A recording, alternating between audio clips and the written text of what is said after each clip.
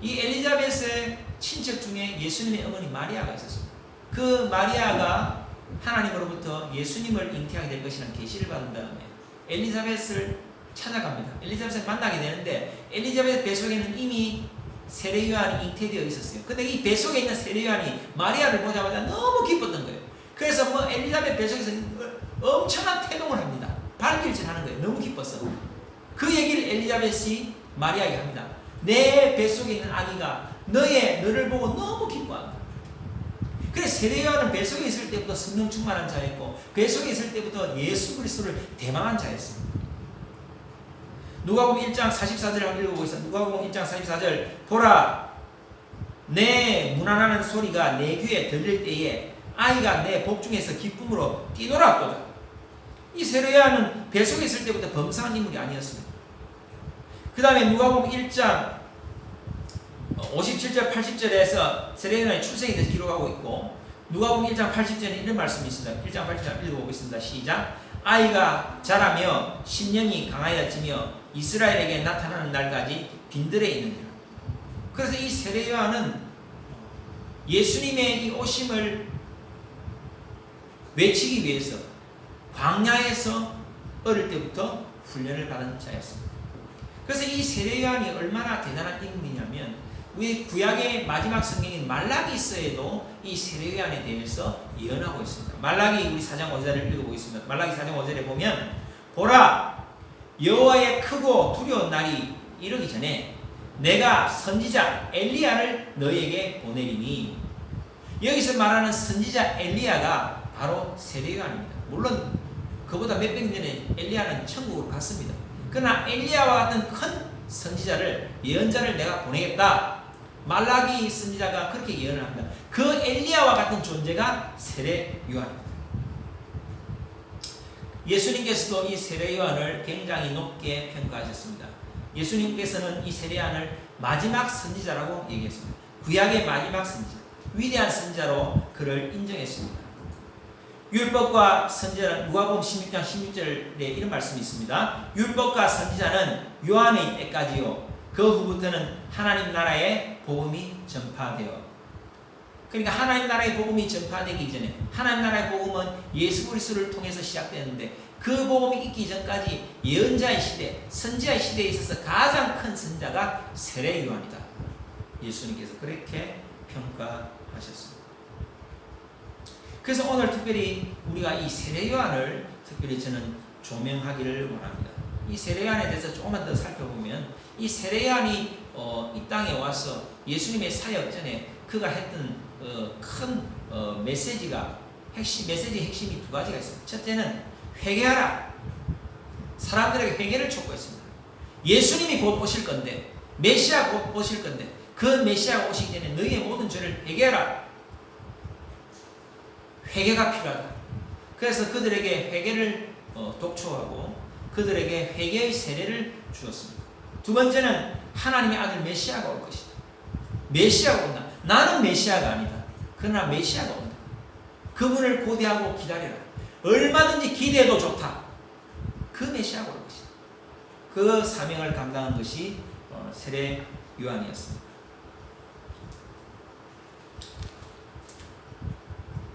그래서 우리는 예수님이 이 땅에 처음 오신 그것을 우리가 초림이라고 합니다. 초림 처음 오심을 준비하기 위해서 세례 요한이 있었다면 예수님의 재림을 기다리는 이때에 또 다른 세례 요한이 예수님의 재림을 선포해야 된다. 그 또 다른 세례 요한이 누구인가? 그것은 바로 우리다. 우리가 세례 요한처럼 예수님의 재림을 세상 가운데 선포하고 예수님의 도래함을 알려야 됩니다. 예수님의 재림이 임박했음을 세상 가운데 전해야 된다. 세례 요한처럼 광야에 외치는 자의 소리가 되어야 된다. 그래서 이미 예수를 믿은 모든 사람들은 이 세례 요한의 마음으로 세례 요한의 심정으로 예수님의 재림을 세상 가운데 전하고 복음을 전파하고 하나님 나라를 알려야 한다. 그런 말씀을 우리에게 주시는 것입니다. 그 당시 세례 요한의 인기가 얼마나 컸던지 그가 예수님인가? 이 사람이 메시아니까 할 정도로 많은 사람으로부터 신뢰를 받았습니다. 그가 특별히 능력을 행한 것도 없습니다. 죽은 사람을 살리거나 그가 뭐 병든 자를 고치거나 소경의 눈을 뜨게 하거나 벙어리가 말을 하게 하거나 그렇게 하지 않았어요. 그냥 오로지 강력한 말씀만 전해서 회개를 촉구했습니다. 근데 그의 회개의 촉구의 말이 얼마나 사람들의 마음을 울렸는지 많은 사람들이 그 얘기를 듣고 다 나와서 회개하고 세례를 받는 것입니다. 우리도 할 수 있습니다. 여러분, 우리도 세례요한처럼 이 사명을 감당할 수 있습니다. 예수님의 재림을 세상 가운데 알릴 수 있습니다. 우리에게도 하나님 주신 성령의 능력으로 이 사명을 감당할 수 있습니다. 그리고 이것은 우리가 꼭 해야 될 사명입니다. 이제 우리에게 세례요한의 사명을 주신 겁니다. 우리 각자의 자리에서 이 사명을 감당해야 됩니다. 그래서 세례요한은 주님 오실 길을 예비하는 우리의 롤 모델입니다. 재림의 주님을 기다리며 그 주님을 예배하는 삶의 롤 모델이 바로 세례요한이라는 것입니다. 이 세례요한은 정말 뭐 변변한 옷을 입었던 사람도 아니고 좋은 옷을 입었던 사람도 아니고 좋은 차를 타고 다녔던 사람도 아니고 좋은 음식을 먹었던 사람도 아닙니다. 그의 집은 광야였고 그의 집은 동굴이었습니다. 그 당시에 에세네파라는 지파가 있었는데 그 지파들은 주로 동굴에서 살았는데 어떤 사람은 세례요한이 에세네파 중에 한 사람이 아닌가 그렇게 얘기를 하는데 뒤에 학자들이 그렇지 않다. 너무 에세네파로 그 사람을 평가할 필요가 없다. 이 사람은 오로지 누구의 파에 속해진 것이 아니라 오로지 예수 그리스도 이 땅에 처음 오시는 예수 그리스도를 소개하기 위해서 쓰임받은 사람이다 라고 얘기를 하고 있습니다. 근데 그가 입었던 옷은 낙타트롯을 입었어요. 낙타트롯. 여러분, 이 중동의 날씨가 얼마나 낮에는 덥습니까? 그 더운데 낙타트롯 입고 있었어요. 물론 저녁에는 춥습니다. 그러니까 저녁에 추울 때를 대비해서 낙타트롯을 입은 거예요. 낮에는 덥지만 그것을 벗지 않았어요. 얼마나 땀이 많이 나겠습니까? 두보로 떴고 낙타트롯 하나로 버틴 사람이 음식은 뭘 먹었나요? 메뚜기와 석청을 먹었답니다. 메뚜기.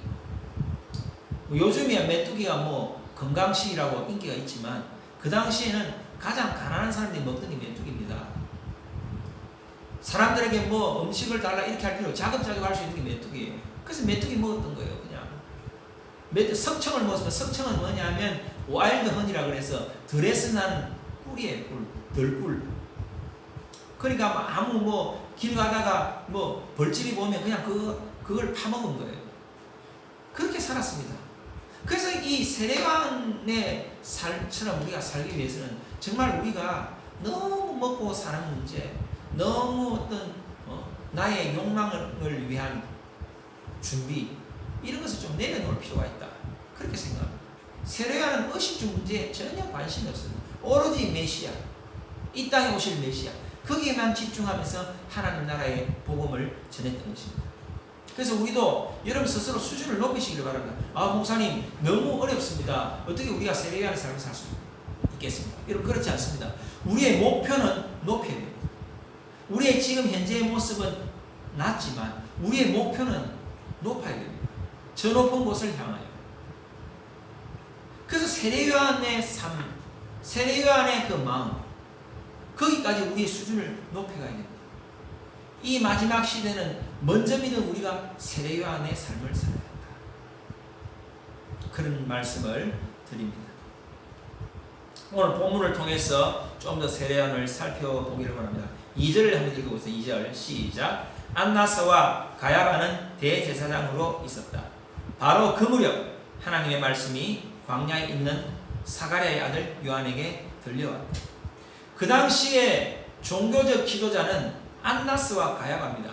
그들은 대제사장입니다. 대제사장은 원래 한 사람인데 왜 안나스와 가야바가 대제사장이냐? 원래 대제사장은 종신직입니다. 한번 대제사장이 되면 죽을 때까지 대제사장을 하는데 그 당시 로마가 유대를 통치하면서 정치적으로 이 대제사장 직분을 이용을 합니다. 무슨 말이냐면 그들에게 임기를 부여합니다. 그래서 이 안나스는 원래 AD 15년경에 발레리우스 황제에 의해서 대제사장이 되었습니다. 근데 그가 그 뒤에 해임이 됩니다. 해임이 되었어요. 해임이 되고 누가 대제사장이 됐냐면 그의 사위이자 조카인 가야바가 대제사장이 됩니다. 그래서 이 당시에 현직 대제사장은 가야바입니다. 안나스는 전직 대제사장입니다. 근데 이 유대의 전통은 이 종신직이기 때문에 한 번 대제사장이 되면은 죽을 때가 대제사장이라는 직함을 갖고 있기 때문에 그 당시에 많은 대제사장들이 있었습니다. 현직 대제사장은 한 명이고 전직 대제사장들이 여러 명이 있었어요. 그들이 하나의 공동체를 이루고 그들이 하나의 정치 권력이 됩니다. 그래서 이 종교 지도자들, 그 당시에 종교 지도자들은 예루살렘, 유대의 중심인 예루살렘 성전에 다 모여 있었습니다. 그런데 하나님의 말씀이 그 당시에 영적 지도자가 되어야 될 종교 지도자들인 대제사장들에게 임하지 않고 광야에 있는 사가랴 아들 요한에게 임했다는 겁니다.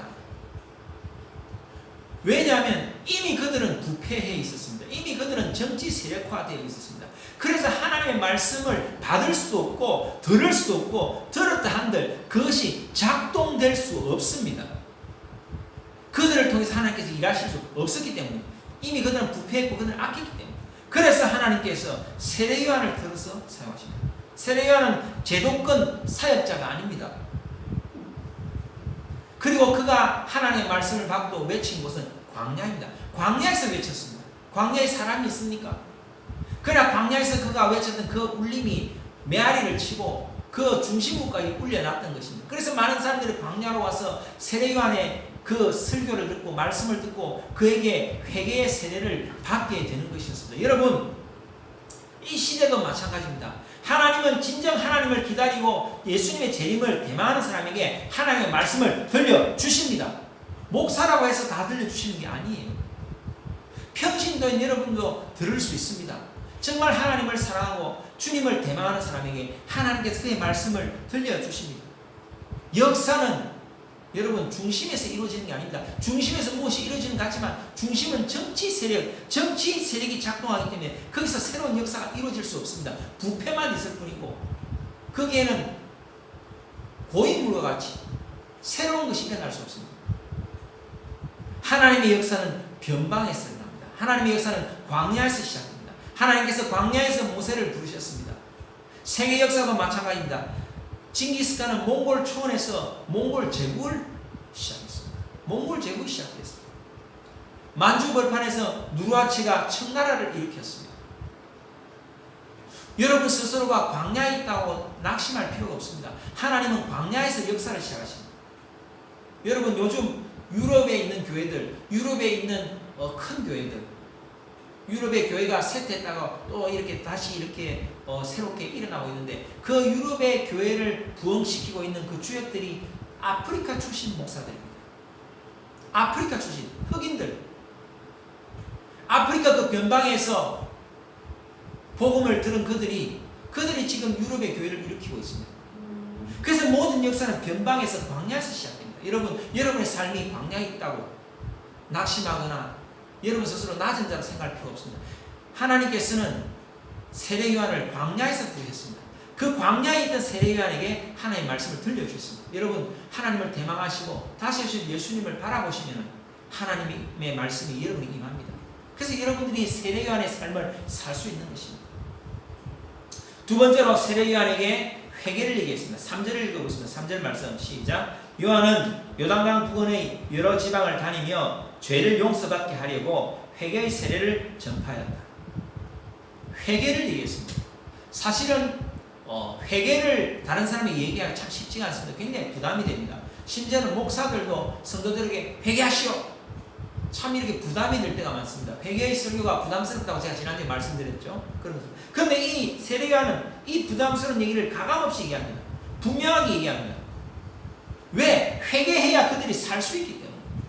의사가 환자가 마음에 상처받을 것 같아서 병명을 얘기 안 하면 되겠습니까? 의사하면 의사의 직무가 뭡니까? 환자에게 정확한 병명을 얘기하고 당장 지금 입원해야 됩니다. 당장 치료받아야 됩니다. 그래 당연히 살 수 있습니다. 이 얘기를 하는 것이 의사의 사명입니다. 그래서 세례 요한처럼 우리도 이 세상 가운데 회개를 얘기해야 됩니다. 회개에 합당한 열매를 맺으라고 얘기됩니다. 심각성을 얘기하고 하나님의 성령으로 새롭게 변화받고 치료받아야 된다고 얘기됩니다. 그것이 우리의 사명입니다. 여러분 주변에 정말 기도하시고 저 사람 회개가 필요하다. 저 사람 정말 새로운 삶을 살아야 되겠다. 그런 사람이 보이면 정말 기도하시고 권면하시기 바랍니다. 회개를 촉구해야 됩니다. 그것이 우리의 사명입니다. 세례요한의 사명이자 우리의 사명인 것입니다. 세 번째, 그는 주의 길을 예비했습니다. 주님의 초림을 예비했습니다. 주님이 마찬가지로 우리도 아까 말씀드린 대로 주님의 재림을 준비하는 자가 되어야 되겠습니다. 우리가 4절에서 6절까지 한번 읽어보겠습니다. 4절, 6절, 4절까지 6절을 시작. 이것은 예언자 이사야의 책에 기록된 말씀과 같다. 광야에서 어떤 사람의 외치는 소리가 들린다.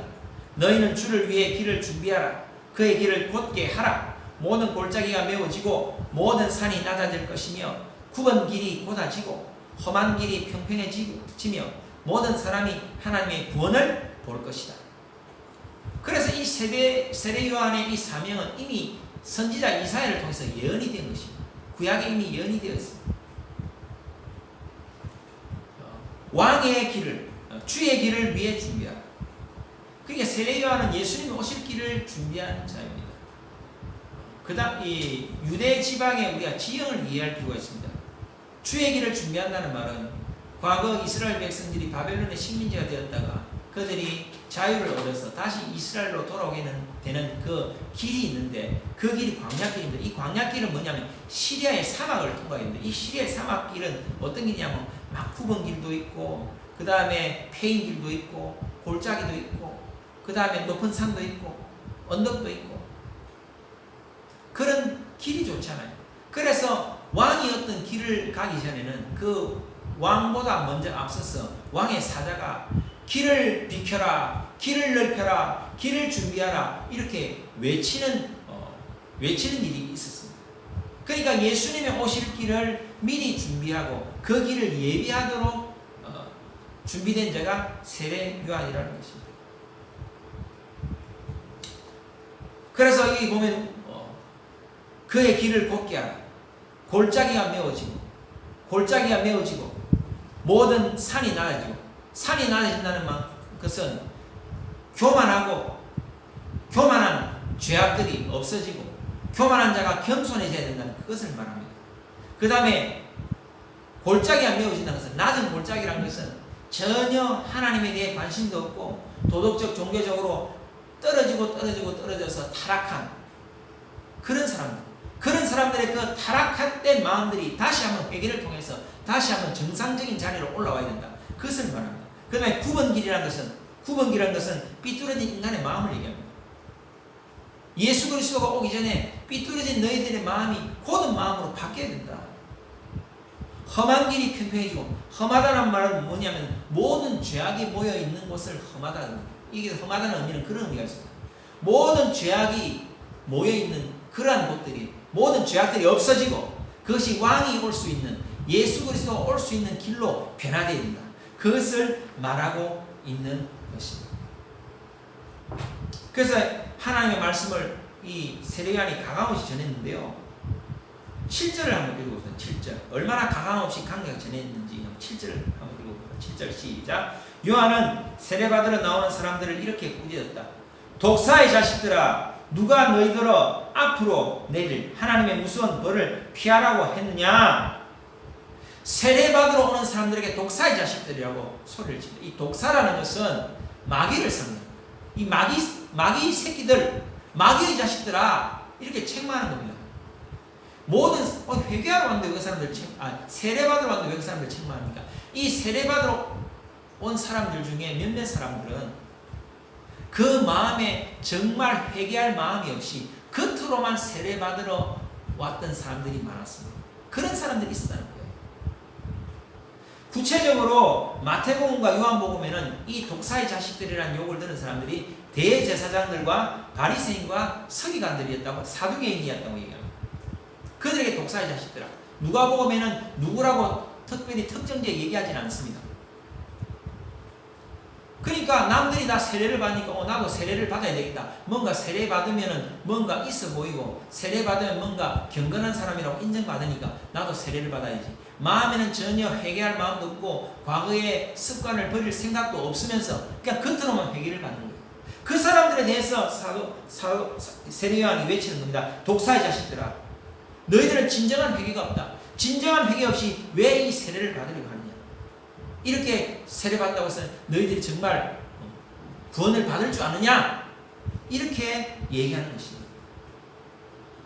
그래서 우리도 하나님 앞에서 진정한 회개를 이루어야 됩니다. 여러분, 진정한 회개가 있습니다. 여러분, 다 우리 세례 받으셨잖아요. 이미 세례 받으신 분들은 그 세례에 맞는 삶을 사셔야 됩니다. 그렇지 않으면 오늘 이 세례 안에 이렇게 이 욕을, 책망을 우리도 들을 수밖에 없는 거예요. 세례에 맞는 삶을 살아야 된다는 것입니다. 그래서 그들에게 경고합니다. 어떤 경고를 합니까? 8절을 읽어보겠습니다. 8절 시작. 너희는 진정으로 회개했다는 것을 보여줄 만한 바른 행동을 하라. 그리고 속으로나마 아브라함이 우리의 조상이다 라고 말하지 말아라. 하나님께서는 이 돌들을 가지고도 아브라함의 후손이 되게 하실 수 있다. 그래요. 이미 자기들은 선민이라고 아브라함의 자손이기 때문에 구원을 받을 것이라는 착각 속에 이스라엘 사람들은 살았습니다. 그게 아니다. 진정한 회개만이 너희들을 구원할 수 있다. 그 말씀을 하는 겁니다. 그러면서 9절 읽어보세요. 9절 시작. 도끼가 이미 나무 뿌리에 놓였으니 좋은 열매를 맺지 않는 나무는 다 찍혀 불에 던져질 것이다. 도끼가 이미 나무 뿌리에 있다. 나무라는 것은 이스라엘 백성들을 상징합니다. 나무라는 것은 무화과 나무, 포도나무를 얘기합니다. 무화과 나무와 포도나무는 이스라엘 백성을 얘기합니다. 그러니까 너희들이 구원받았다고 착각하냐?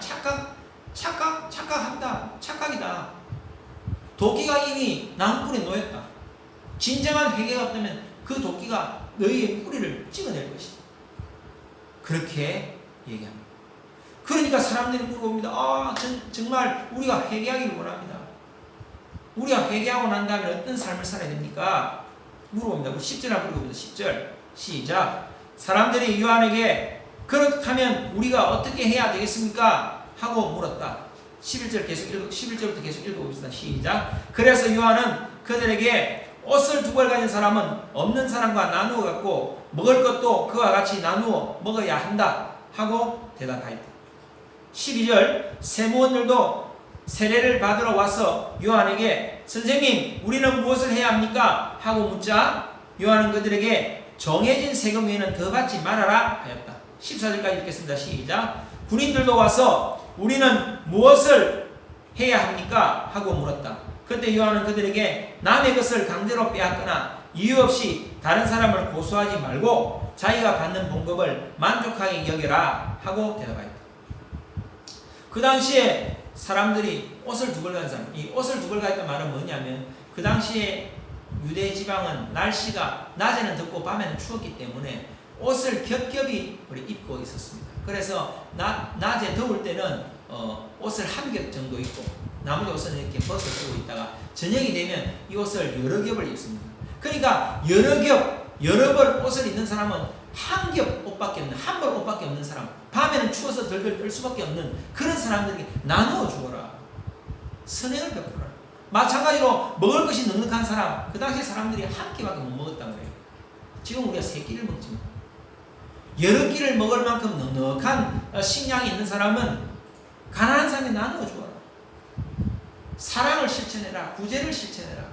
그 말씀을 하는 거예요. 정말 회개했다면, 정말 회개한 마음으로 새로워졌다면 가난한 자를 돌아볼 수밖에 없다. 그 말씀을 하고 있는 거예요. 또 얘기합니다. 세무원들, 세리죠, 세리. 그 당시에는 합법적으로 세금을 거둘 수 있었습니다. 로마 정부가 유대인 세무원들을 세웠습니다. 그래서 그들에게 권리를 줍니다. 얼마 세금을 거두라. 근데 예를 들어서 로마에서는 네가 100원을 세금 거두라. 이러면 이 사람들이 150원을 세금을 걷습니다. 그래서 100원은 로마 정부에 바치고 50원은 자기 주머니에 들어갑니다. 그래서 이들은 매국노, 나쁜 사람들로 이렇게 취급받았습니다. 그런데 세리들에게, 세무원들에게 그렇게 얘기합니다. 너희들 정당한 세금 외에는 받지 마라. 정당한 세금과 그에 따른 최소 비용 외에는 받지 마라. 군인들도 얘기합니다. 우리는 어떻게 하면 좋겠습니까? 우리는 어떻게 해야 우리 죄를 회개의 열매를 맺을 수 있겠습니까? 이 당시 군인은 로마 군인을 얘기하는 게 아니라 유대 출신 군인을 얘기합니다. 유대인 군인들. 이들은 주로 어떤 역할을 했냐면 이 세리들과 함께 다니면서 사람들의 세금을 걷을 때 옆에서 무력을 행사했던 사람입니다. 그러니까 사람들을 윽박지르고, 그래서 사람들 윽박지르고 사람들 무섭게 하고 사람들 겁주고 공갈치고 협박하지 마라. 정당한 너희들이 받는 봉급으로 살아라. 정당한 대가를 받고 살아라. 그런 얘기를 하시는 겁니다. 여러분, 무엇을 말합니까? 예수 믿는 사람들은 부정부패하면 안 됩니다. 자신의 자리에서 자기 자리를 가지고 그 자리의 권력을 남용해서는 안 됩니다. 사랑을 실천하고 권력을 남용하거나 비리를 저지르면 안 됩니다. 그것을 말씀하고 있는 것입니다. 우리 15절을 한번 읽어보세요. 15절 시작. 백성들은 메시아를 무척 기다리고 있었으므로 혹시 요한이 그가 아닌가 하고 모두 속으로 생각하고 있었다. 워낙 이 세례 요한의 사역이 엄청나고 세례 요한이 대단했기 때문에 많은 사람들이, 또 그 당시 사람들이 메시아를 대망하고 있었습니다. 메시아를 기다리고 있습니다. 그래서 세례 요한이 메시아가 아닐까 이렇게 생각했습니다. 그리고 이 세례 요한의 영향이 워낙 컸기 때문에 예수님의 제자가 된 사람들 중에도 과거에 세례 요한의 제자들이 많았습니다. 그만큼 세례 요한을 따르는 사람이 많았습니다. 그런데 16절에 세례 요한이 이렇게 얘기합니다. 시작. 그래서 요한은 그들에게 이렇게 말하였다. 나는 너희에게 물로 세례를 준다. 그러나 나보다 더 능력이 많으신 분이 곧 오시는데 나는 그분의 신발끈을 풀어드릴 자격도 없다. 그분은 너희에게 성령과 불로 세례를 주실 것이다. 나는 메시아가 아니다. 나는 하나님의 아들이 아니다. 나는 그분의 신발끈도 맬 수 없을 만큼 너무나 작은 자다. 세례 요한은 겸손했습니다. 사실 세례 요한의 세력이 매우 컸습니다. 영향력도 컸습니다. 그러나 그는 결코 하나님의 영광을 가로채지 않았습니다. 여러분, 어쩌면 하나님께서 우리에게 권능을 주실 수 있습니다. 어쩌면 하나님께서 우리에게 능력을 주실 수 있습니다. 어쩌면 하나님께서 복을 주셔서 나를 따르는 많은 사람들이 있을 수 있습니다. 그때 정말 우리는 겸손할 수 있어야 합니다. 세례 요한은 겸손했습니다. 나는 아무것도 아니다. 나는 그냥 종이다, 종. 신발끈도 맬 수 없는 종이다. 내 뒤에 오실 진짜 메시아가 있다. 여러분, 우리가 신앙생활 하면서 얼마나 하나님의 영광을 가로챌 때가 많습니까? 그래서는 안 됩니다. 세례 요한처럼 겸손하게 하나님께 영광을 돌려야 됩니다. 그리고 세례 요한은 사람들을 권면하고 좋은 소식을 전했습니다. 18절 읽어보겠습니다. 18절 시작. 그 외에도 요한은 백성들에게 여러 가지 말로 권면하고 그들에게 기쁜 소식을 전파해. 그렇습니다. 그들에게 희망, 회개를 촉구하기도 했지만 그들에게 희망의 소식을 전했던 것입니다. 우리도 이 세례 요한처럼 예수님의 재림을 기다리는 우리도 세상 사람들에게 하나님의 귀한 말씀을 전해야 할 것입니다. 이 세례 요한은 이렇게 가난한 자들에게는 이렇게 권면과 좋은 말을 했지만 권력자들에 대해서는 아주 당당하게 그들의 죄를 지적했습니다. 우리 한번 읽어볼까요? 19절 20절 한번 읽어보세요. 19절 20절 시작. 그러나 헤롯 왕은 자기 동생의 아내인 헤로디아와 결혼한 일과 그 밖에 그가 저지른 모든 악한 일로 요한에게 책망을 받고도 뉘우치기는커녕 오히려 그를 붙잡아 감옥에 가둬버렸다. 세례 요한이 그 당시의 군주, 그 당시의 왕인 헤롯의 잘못을 지적합니다. 당신은 잘못을 저질렀어. 왜 동생의 아내를 취합니까? 그것은 잘못된 일입니다. 여러분, 이렇게 말하기가 쉽지 않습니다. 광야에서 그냥 외치는 자, 선지자가 최고의 권력자에게 당신의 이러이러한 것이 잘못됐습니다. 당당하게 외칩니다. 그래서 그의 미움을 받아서 감옥에 갇히게 됩니다. 그 당시에 이 헤롯 왕이 이 세례 요한 때문에 굉장히 정치적 위기가 왔다 그래요. 왜냐하면 그만큼 세례 요한의 영향이 컸기 때문에. 세례 요한이 당당하게 얘기합니다. 당신 회개해야 됩니다. 당신이 동생의 아내를 취한 것은 큰 죄입니다. 여러분, 우리가 세상 권력 앞에도 결코 불해서는 안 되고 세상 권력 앞에 우리가 당당히 얘기할 땐 얘기할 수 있어야 됩니다. 그것이 세례 요한의 삶입니다. 여러분, 그러한 삶을 사시기를 바랍니다. 말씀을 정리합니다. 예수님의 초림을 준비했던 세례 요한처럼 우리도 예수님의 재림을 준비하는 세례 요한 같은 마음으로 이 세상을 살아야 할 것입니다. 세상 가운데 그것을 알릴 사명이 있습니다. 여러분 스스로 자격이 없다고 생각하지 마시고 우리 각자의 자리에서 세례 요한의 사명을 감당하시기를 바랍니다. 그래서 주님이 다시 오실 길을 예비하시기를 바랍니다. 우리 주님 다시 오십니다. 다시 오실 주님을 믿고 회개하고 그 회개에 맞는 삶을 사시고 그것을 세상 가운데 주변에 알려야 하는 사명이 우리에게 있는 것입니다. 참 복음자의 복음 전파자의 사명을 우리에게 주셨습니다. 예수님께서는 여자가 낳은 자 중 세례 요한 같은 자가 없다 할 정도로 그를 칭찬했습니다. 그러나 이 세례 요한조차도 천국에서는 가장 작은 자라고 말씀하십니다. 무엇을 의미합니까? 세례 요한은 하나님의 나라에 대해서는 알지 못했습니다. 세례 요한은 예수님의 십자가와 부활을 전하지 못했습니다. 예수님의 십자가와 부활의 소식을 전하는 것은 우리에게 주어졌습니다. 그래서 가장 큰 자지만 주님의 초림을 예비하면서 가장 큰 선지자라고 쓰임받았지만 그 세례 요한조차도 하나님 나라에서는 가장 작은 자라고 말씀하십니다. 우리는 예수님이 오시고 난 이후에 그분의 죽으심과 그분의 십자가와 그분의 부활을 우리가 경험하고 알게 되었습니다. 하나님 나라의 도래를 우리는 알게 되었습니다. 그래서 우리는 세례 요한이 몰랐던 그 내용까지 우리는 세상 가운데 전할 수 있다는 것입니다. 그래서 우리는 세례 요한보다도 더 천국에서는 큰 자가 될 수 있다는 것입니다. 여러분, 그래서 우리는 이 세례 요한의 삶을 이 세상 가운데 살아야 됩니다. 우리가 이 세례 요한의 마음으로 세례 요한의 자세로 예수님의 재림을 이 세상 가운데 전하면 우리는 세례 요한보다도 더 큰 자라고 칭찬받을 수 있다는 겁니다. 여러분, 세례 요한이 얼마나 대단한 사람입니까? 그 사람보다도 우리는 더 큰 사역을 할 수 있다는 것입니다. 신약의 관점에서 우리는 오히려 더 큰 자라는 것입니다. 세례 요한보다 더 큰 자가 될 수 있다는 것입니다. 예수님의 십자가의 대속과 부활을 증거할 수 있고 성령을 알고 그 성령을 내 안에 모실 수 있는 자이기 때문에 나는 세례 요한보다 더 위한 삶을 이 세상 가운데 살 수 있다는 것입니다. 여러분, 세례 요한의 마음으로 세례 요한의 자세로 세례 요한을 롤 모델로 주님의 재림의 길을 준비하는 여러분 되시길 바랍니다.